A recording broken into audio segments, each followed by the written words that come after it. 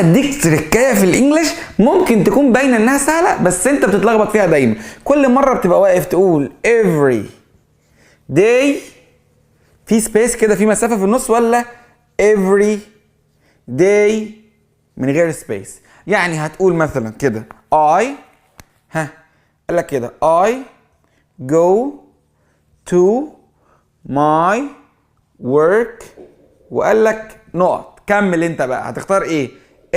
جات لك الاختيارات كده every day وجات لك every day. يلا قول لي هتختار. انا مش هجاوب، انت قول لي وقول لي ليه. يعني لو اخترت دي اخترتها ليه، ولو اخترت دي اخترتها ليه.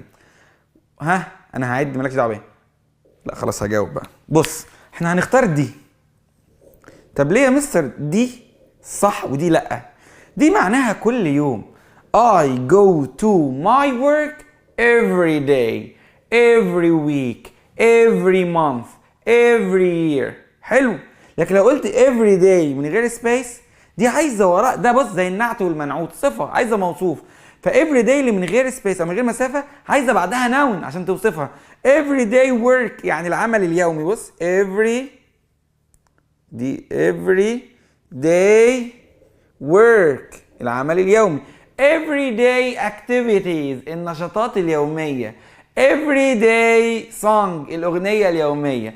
everyday food الأكل اليومي. ودي ممكن أبدأ بيها الجملة عادي خالص، بس ما ينفعش أقفل بيها الجملة وأحط بعدها فول ستوب. ما ينفعش أحط بعدها نقطة. اللي ينفع أحط بعدها النقطة إيه؟ أهي دي I go to my work every day نقطة فول ستوب. خلاص دي معناها كل يوم. لكن اللي من غير مسافة عايزة بعدها حاجة. My everyday work is really good العمل اليومي بتاعي كويس جدا. My everyday activities are nice النشاطات اليومية بتاعتي تحفة عادي جدا. ولكن ما ينفعش اقول everyday اللي من غير سبيس واقوم حاطط نقطة في الاخر. بس كده معلومة بسيطة، اتمنى تكون سهلة عليك. سلام.